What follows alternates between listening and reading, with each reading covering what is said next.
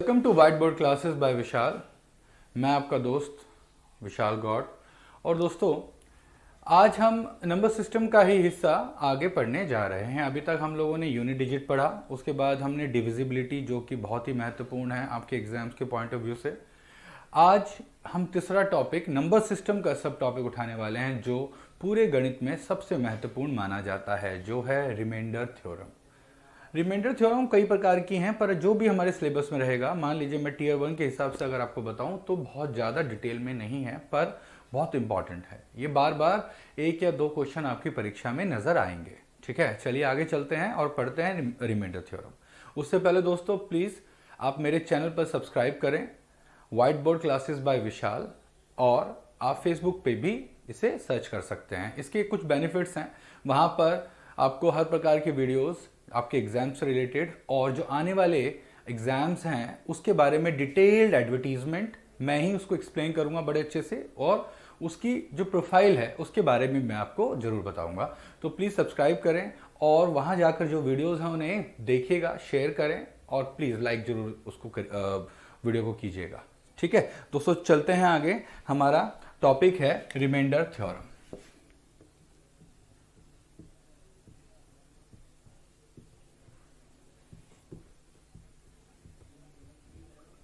इसको हिंदी में कहते हैं शेषफल।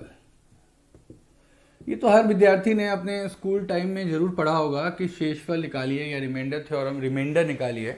रिमाइंडर मतलब क्या है, क्या होता है रिमाइंडर? रिमाइंडर मतलब जब हम किसी चीज़ों को इक्वली बांट देते हैं। मान लीजिए मेरे पास 9 टॉफीज़ हैं, मैं इनको 2 जमा 2 जमा 2 जमा 2 और बचा कितना? 1। मैंने इक्वली इनको 2-2 करके बांटा और मेरे पास शेष कितना बचा? 1। परंतु अगर मैं इसे 1-1 करके बांटता तो मेरे पास शेष नहीं बचता। 9 विद्यार्थियों, 9 लोगों के बीच में एक एक सिंगल सिंगल इक्वली बढ़ जाता। पहली बात यहां जो आप समझेंगे वो है इक्वली। इक्वली मतलब सब में बराबर बांट देना, है ना। ऐसे ही अगर मेरे पास 3 विद्यार्थी हैं, मैं 3 में 3-3 बांट सकता हूं, है ना। तो ये टोटली डिपेंड करता है। मान लीजिए मेरे पास 2 ही विद्यार्थी हैं, तो मैं 4 जमा 4 और 1 फिर शेष रह जाता है ना दोस्तों। ये सीधा सीधा डिविजिबिलिटी पे आ जाता है, भाग करने पर आ जाता है ना। ये तो यहाँ जोड़ नजर आते हैं, जोड़ और गुणा एक ही तरीके की चीजें हैं, थोड़ा एडवांस फॉर्म हो जाता है। जैसे ये 4 जमा 4 जमा 1 है, ये एक्चुअली डिविजिबिलिटी आता है। ठीक है, तो इसके बारे में मैं थोड़ा बेसिक आपको समझाऊंगा कि ये है क्या। आइए मैं बिल्कुल आपके स्कूल टाइम में ले जाता हूं, जब डिविजिबिलिटी हम लोगों ने लॉन्ग मेथड से सीखा होगा। कुछ ऐसे ही रहता था। यह भाजक होता था, भाज्य होता था, भागफल होता था, और दोस्तों यहां शेषफल नजर आता था। और इसको इंग्लिश में बोले तो डिवाइजर। यह डिविडेंड, डिविडेंड मतलब हिस्सा जिसको बांटा जा रहा है, और यह कोशेंट, और यह रिमाइंडर।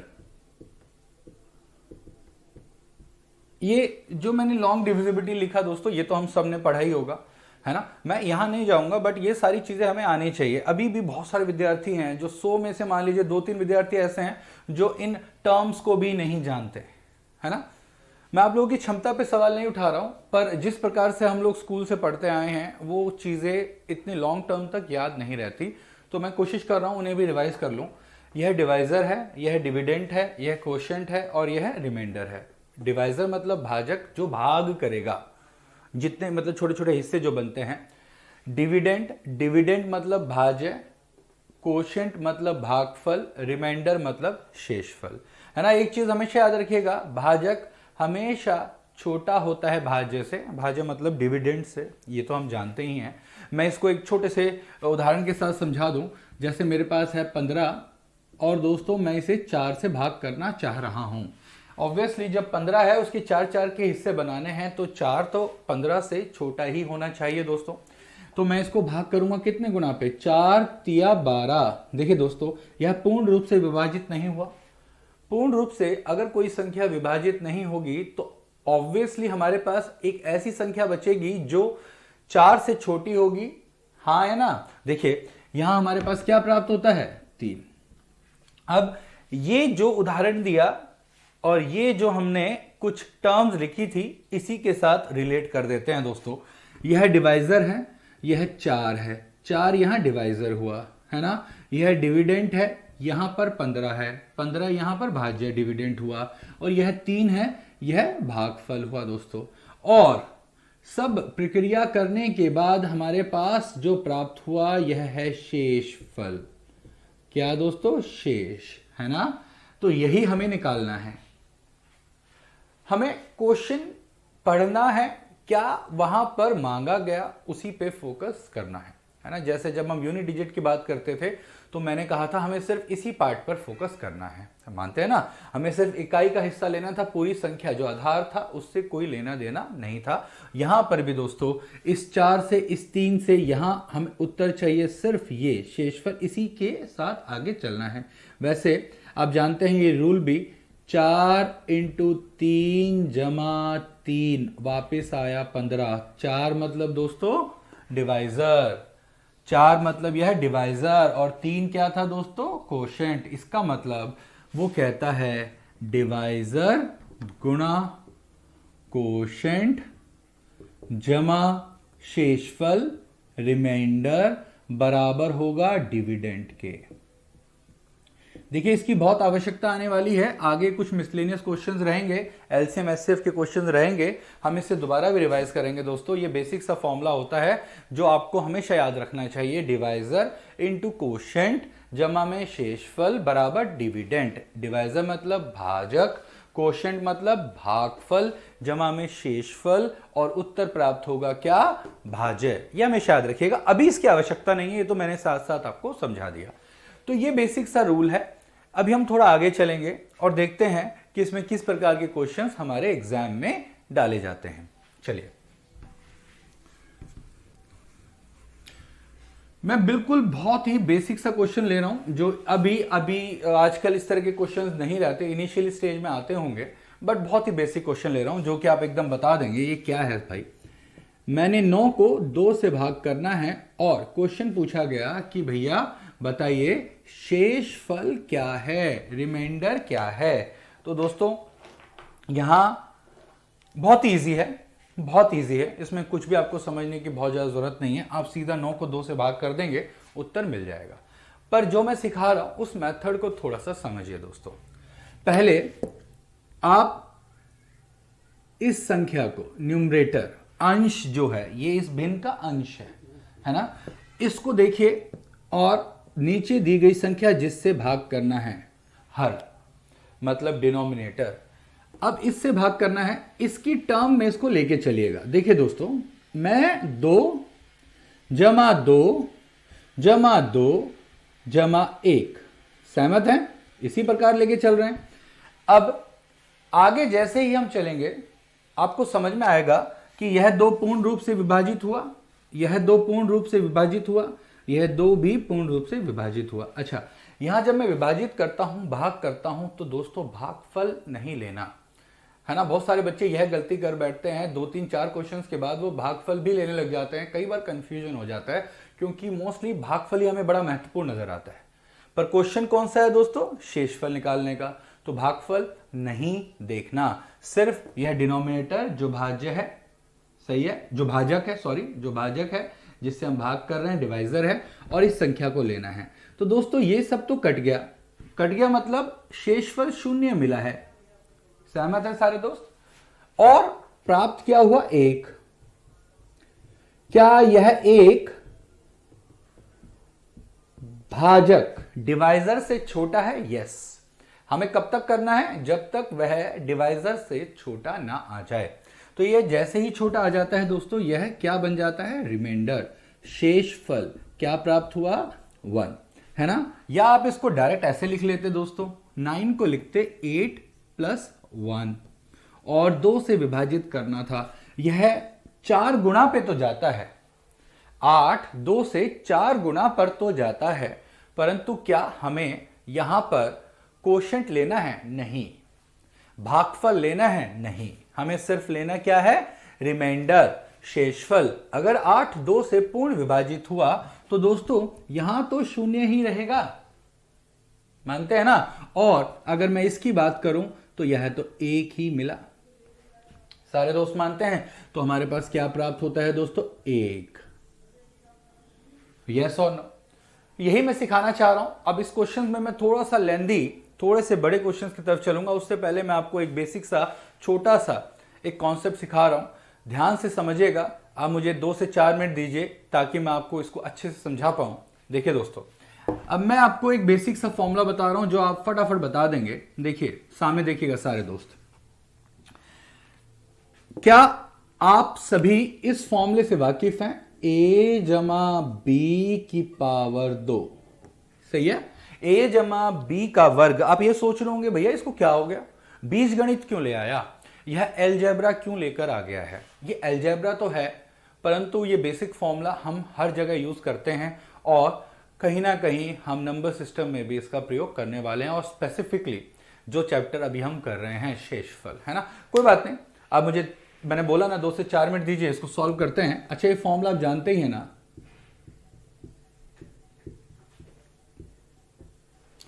a का वर्ग जमा b का वर्ग जमा 2ab, ये तो सब जानते ही होंगे।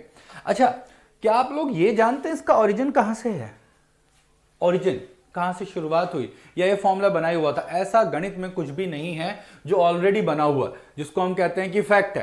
फैक्ट नहीं, हम लोग क्या काम करते हैं यहां पर, समझिए, हम यहां पर प्रॉपरली चीजें प्रूव करेंगे। समझिए, यहां पर ऐसा नहीं कह सकते कि मान लीजिए ऐसा होगा, ऐसा नहीं है। हम इसको प्रूव करेंगे, प्रूव करने के बाद ही चीजें आगे चलती हैं। तो दोस्तों ये शुरुआत हुई थी जब बाइनोमियल थ्योरम आई थी। बाइनोमियल थ्योरम हमारे सिलेबस में तो नहीं है, पर उसके बारे में थोड़ा बहुत आपको समझा देता हूं, बाइनोमियल क्या होती होगी। अगर मैं इसी की बात कर लूं, a जमा बी का क्यूब कर लूं, तो आप क्या कहेंगे, a क्यूब जमा बी क्यूब जमा 3ab a जमा बी, या दोस्तों आप लिखेंगे a का घन b का घन 3a का वर्ग b 3ab का वर्ग। यही होता है ना दोस्तों, मानते हैं ना। तो अगर इसी में मैं लिख दूं a माइनस बी का स्क्वायर, तो आप लिखेंगे a square b square minus 2ab, हाँ या ना। इसी प्रकार आप इसे भी करेंगे, a cube minus B cube minus A B minus B, जो भी फॉर्मूला आपका सामने बनता आ रहा है। पर ये बना कैसे होगा, है ना। तो इसके बारे में थोड़ा सा एक बार समझ लें। सामने देखिएगा, अब इस कंडीशन को देखिए जो सामने है। ये कितनी संख्याएं हैं, 2 संख्याएं हैं दोस्तों, a और b, और बीच में जमा का यूज किया गया है। पावर कितनी है, वर्ग 2। तो दोस्तों ये ऐसे बना, पहली संख्या रही होगी a का स्क्वायर। देखिए जो पावर है वो पहले पे तो आ ही रही है, बिल्कुल सही है दोस्तों। यह a का वर्ग मिला, दूसरी संख्या है उस पर भी वर्ग नजर आता है भाई, है ना। और जो आगे संख्या आई, पहली बात मैं इस 2, यह कांस्टेंट है, वेरिएबल नहीं है। कांस्टेंट मतलब जिसमें कोई बदलाव नहीं हो सकता, इसकी अभी जरूरत भी नहीं है, इसको तो छोड़ दीजिए, कोई दिक्कत नहीं है। जब आगे अलजेब्रा पढ़ेंगे तब इसकी आवश्यकता होगी। अभी हम जो सीख रहे हैं उसके बारे में समझिए। ए बी साथ में गुणा हो गया है, हाँ या ना दोस्तों, बिल्कुल सही है। चलिए अब हम बात करते हैं a जमा बी का क्यूब। क्यूब पावर है, पहली संख्या a है, इसके ऊपर a क्यूब आ गया, जैसे कि a का वर्ग आया था, ऊपर स्क्वायर आया था दोस्तों। यहां पर b की पावर 3 आ गई दोस्तों, क्यूब आ गया, जैसे b का स्क्वायर आया था। और जब आप अगली संख्याएं देखते हैं, वो संख्याएं a और b आपस में गुणा होते जाते हैं, हाँ या ना, बिल्कुल सही है। और यहीं पर अगर हम समझें, ये अगर स्क्वायर है तो 3 संख्याएं मिली। देखिए पावर 2 है तो नंबर ऑफ टर्म्स कितनी मिली दोस्तों, 3। पावर 3 है तो नंबर ऑफ संख्याएं कितनी मिली, 4। तो यहां से आप समझिए, अगर मैं आपसे पूछता हूं a जमा बी की पावर 4, a जमा बी की पावर 4, हम इसे सॉल्व कर सकते हैं, पर जो मैं लॉजिक सिखा रहा हूं वो समझिए। क्या पहली संख्या a की पावर 4 आएगी, सब मानते हैं, यस, बिल्कुल सही है दोस्तों। आगे चलिए, क्या अगली संख्या b की पावर 4 आएगी, मानते हैं दोस्तों। अब हमारे पास पावर है 4 और कितनी संख्याएं मिलेंगी, मैंने बताया था जितनी पावर होगी उससे एक अधिक, जितनी पावर होगी उससे एक अधिक, 2 हो चुकी हैं और हमारे पास 1, 2 3, टोटल 5 टर्म्स मिलने वाली हैं यहां पर। और यह भी श्योर है कि जो पांचों टर्म मिलती हैं उनमें से 2 टर्म तो यही होती हैं जो पावर पे आ गई, और अगली टर्म आपस में गुणा जरूर होंगी। सहमत हैं भाई? बोलिए। एक और उदाहरण ले लेते हैं, आप उससे और अच्छे समझ जाएंगे। मैं बात करता हूं a जमा बी की पावर 6। क्या कोई बता सकता है पहली टर्म क्या होगी? यस, a की पावर 6 b की पावर 6। यस, और अगर 6 पावर है तो नंबर ऑफ टर्म्स कितनी होगी दोस्तों? फटाफट 7। जितनी पावर है उसमें एक जुड़ेगा। सही है? तो 2 तो आई चुकी हैं, 3 4 5 6 और यह 7। और यह भी श्योर है पहली दोनों को छोड़कर अगली में दोनों संख्याएं आपस में गुणा होने वाली है। और दोस्तों सिर्फ इन 5 मिनट से हम नंबर सिस्टम के जो रिमाइंडर थ्योरम के क्वेश्चन आने वाले हैं मोस्टली सॉल्व कर पाएंगे। तो दोस्तों जो मैंने सिखाया फिर से एक बार रिवाइज कर लेते हैं, आधा मिनट का समय लेकर। a जमा बी का स्क्वायर 1 2 3 टर्म, मैं फॉर्मूले नहीं सिखा रहा हूं, मैं सिर्फ सिखा रहा हूं नंबर ऑफ टर्म्स जो रिपीट होती हैं वो कितनी आएंगी दोस्तों? 3 टर्म्स आएंगी। पहली 2 टर्म विद द पावर आएगी और जो बची टर्म आई वो आपस में संख्याएं गुणा हो जाएंगी। देखिए मैं क्यों बता रहा हूं वो भी मैं आपको बताने वाला हूं अभी। a जमा बी की पावर क्यूब, क्यूब मतलब घन, घन मतलब 3 3, और संख्याएं कितनी आने वाली हैं? 4। यस, 1 2 3 4। पहली संख्या a क्यूब आई, दूसरी संख्या b क्यूब आई, और दोस्तों आगे की संख्याएं मुझे नहीं पता वो क्या रहेंगी, 3 तो हैं ही, परंतु एक चीज की श्योरिटी है, जो a जमा बी थी वो गुणा हो जाएंगी। ऐसे ही a जमा बी की power 4, a 4 b 4 a b जरूर रहेगा, है ना। a जमा बी की पावर 6 मतलब दोस्तों पावर अगर घात अगर 6 है तो नंबर ऑफ टर्म्स जो जुड़ने वाली हैं सामने वो आएंगी 7 में से 2 सेम पावर पे रहेंगी और आगे गुणा हो जाएगी। अब इसका रीजन मैं आपको सिखाता हूं मैंने ऐसा क्यों कहा। समझ पाए ना जो मैंने बेसिक सी चीज बताई? इसको जरूर अच्छे से नोट्स बनाकर लिखिएगा, पर पहले एक बार समझ लें, क्योंकि यहाँ एक फैसिलिटी तो है, अगर कोई चीज समझ में नहीं आती तो वापस जाकर आप समझ सकते हैं। और दोस्तों YouTube चैनल पे आप जरूर कमेंट डाल के या मैसेज करके बताइए कि सर ये मुझे थोड़ा सा दोबारा समझा देते या इस तरह के क्वेश्चंस मुझे बता दे, तो I am always available for you. चलिए देखिए मैंने क्यों बताया आपको। देखिए सारे दोस्तों, मैं कहता हूं a जमा बी स्क्वायर ही ले लें। यस, मैंने कहा a जमा बी स्क्वायर ही ले लेते हैं, कोई प्रॉब्लम नहीं है। और इस दी गए एक्सप्रेशन को हमें a से भाग करना है। कितने से भाग करना है मेरे भाई? a से। अब ना थोड़ा सा बच्चा संख्याएं देख के तो सॉल्व कर लेता है, परंतु जब इस तरह के वेरिएबल्स आ जाते हैं तो हम लोग कंफ्यूज हो जाते हैं। ये वेरिएबल्स होते हैं, वेरिएबल्स मतलब एक ऐसा नंबर दे दिया जिसमें आप कोई भी संख्या पुट कर सकते हैं। और दोस्तों जब भी हम बात करेंगे अपने जो भी एग्जाम्स की है तो हम बात करते हैं सिर्फ रियल नंबर्स की, कॉम्प्लेक्स नंबर नहीं लेकर आएंगे, वो सिलेबस में इस सिलेबस में नहीं है। आगे देखते हैं किसी कोर्स में रहेगा तो मैं जरूर करवा दूंगा आपको। तो a जमा बी की पावर 2 और a से भाग करना है। एक बार अपना रूल लगाने दोस्तों। अब मैं इस फॉर्मूले को याद नहीं रख रहा हूं, ये तो याद है a square plus B square plus 2ab, परंतु आप समझते हैं ये क्या होता है?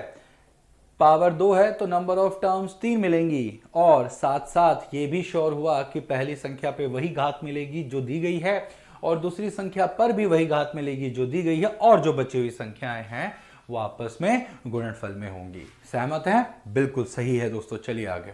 अब हम बात करें a से भाग कर रहे हैं दोस्तों। 3 टर्म्स हैं, पहली टर्म को a से मैं भाग करता हूं। भैया a स्क्वायर है और a से भाग कर रहे हैं, क्या श्योरिटी है वो भाग हो जाएगा? यस होगा बच्चों, होगा, ये होगा। अरे मतलब a 2 बार आ गए तो 1 भागोगे तो पूर्ण रूप से विभाजित हुआ। अब मैं बात करता हूं इस संख्या की जहां a और b गुणा हुए, इस 2 से कोई लेना देना नहीं है। अगर ये गुणा में है, तीनों में से कोई भी टर्म भाजक से भाग हुई तो ये पूर्ण रूप से विभाजित हुई ना? यस हुई। और अब हमारे पास बचा क्या? B square. क्या बचा दोस्तों? B square. और अब इसे किससे भाग करना है, a से। अब यहां पर आकर इसे रोकना पड़ेगा, क्यों? क्योंकि ये वेरिएबल्स हैं। वेरिएबल्स में हम लोग उत्तर एक फॉर्मूले के रूप में देते हैं कि भैया ये आंसर है b² a, इनमें वैल्यूज पुट की जाएंगी तो उत्तर निकलेगा। हम यहां तक पहुंच गए हैं। ऐसे ही अगर भैया मैं a जमा b की पावर n ले, देखो दोस्तों मैं 2 से कहां चला गया, n, सीमित ही नहीं, अब तो n तो इंफिनिटी पे जा रहा है, और इंफिनिटी पे आप कोई भी संख्या उठाकर रख सकते हैं, 1 लाख भी रख दूंगा मैं तो। मान लीजिए n पावर 1 लाख है, तो क्या आप बता सकते हैं इस एक्सप्रेशन को ओपन कैसे किया जाएगा? हमें पता है, मैं बाइनोमियल लगाऊंगा। और दोस्तों a जमा b की पावर कितनी है, 1 लाख। कितनी संख्याएं प्राप्त होने वाली है, 1 लाख 1। अभी तो बताया। उन जो 5 मिनट में मैंने आपको सिखाया वो कितना यूजफुल है, कितना कारगर है, वो हम यहां समझ पा रहे हैं भैया। a जमा b की पावर है 1 lakh, number of terms in expression मिलते हैं 1 लाख 1, और ये भी मुझे पता है कि उनमें क्या क्या वैल्यूज होंगी। पहली संख्या तो दोस्तों a की पावर n होगी, और दूसरी संख्या b की पावर n होगी, और जो भी आगे संख्याएं मिलने वाली हैं, है ना, क्योंकि यहां मिलने वाली थी n जमा 1 संख्या, सही है। 2 संख्या लाने के बाद बची n-1 संख्या। अब इसके आगे मैं इसे भाग करने वाला हूं a से। दोस्तों देखिए, इस एक्सप्रेशन को a जमा b की पावर n को मैं a से भाग करने वाला हूं, और हमें पता है कि नंबर ऑफ टर्म्स मिलेंगी n+1। एक बार दोबारा समझा देता हूं ध्यान से, आराम से देखिए, a जमा b की पावर n, हम इसे भाग करने वाले हैं a से। नंबर ऑफ टर्म्स कितने वाले हैं भैया, n+1। डन है। और जैसे ही मैं पहली टर्म लिखूंगा वह श्योरली a की घात n मिलेगी, दूसरी, और आगे संख्याएं n-1 बची, है ना। अभी मैं इसको संख्याओं पर भी ले आऊंगा, कांस्टेंट वैल्यूज पर भी ले आऊंगा भैया, ठीक है। तो देखिए अब चलते हैं आगे। आगे की संख्याएं तो a into B, a into B, a into B रहेंगी। जो भी शेष मिला वो शून्य मिला, यह संख्या भी पूर्ण विभाजित हुई। तो बच्चों हमारे पास जो एक्सप्रेशन बचा वह बचा b की पावर n बटे में a, मतलब b की वैल्यू होगी, a की वैल्यू होगी, वैल्यूज पुट करेंगे तब हम आगे चलेंगे, है ना। डन है। अब मैं आता हूं, ये थ्योरी सा पार्ट था, और थ्योरी पार्ट हमेशा ज़रूरी होते हैं, ये ध्यान रखिएगा। अभी आप कंपटीशन में जब बैठते हैं किसी भी एग्ज़ाम के लिए, तो आपको बोला जाता है कि थ्योरी की ज़रूरत नहीं है। भैया जब थ्योरी की ज़रूरत होती ही नहीं तो एनसीईआरटी में इतना कुछ लिखा क्यों जाता, डायरेक्ट क्वेश्चन नहीं आ जाते? ऐसा नहीं है, ये एक स्टेप वाइज प्रोसेस है। गणित डायरेक्ट नहीं सीखा जा सकता, आपको एक एक सीढ़ी चलनी पड़ेगी, आराम से चलना पड़ेगा, थ्योरी सीखनी पड़ेगी। नॉट एग्जैक्टली आपको पता होना चाहिए कि हम क्या पढ़ने वाले हैं, उसको नोट्स में लिखने की बहुत ज़्यादा आवश्यकता नहीं है। आपको सिर्फ समझना है कि भैया क्या पढ़ाया गया, क्या थ्योरी, उसके बाद हम प्रैक्टिकली क्वेश्चंस को सॉल्व करेंगे। तो मैंने एक बेसिक सा थ्योरी सा पार्ट बता दिया,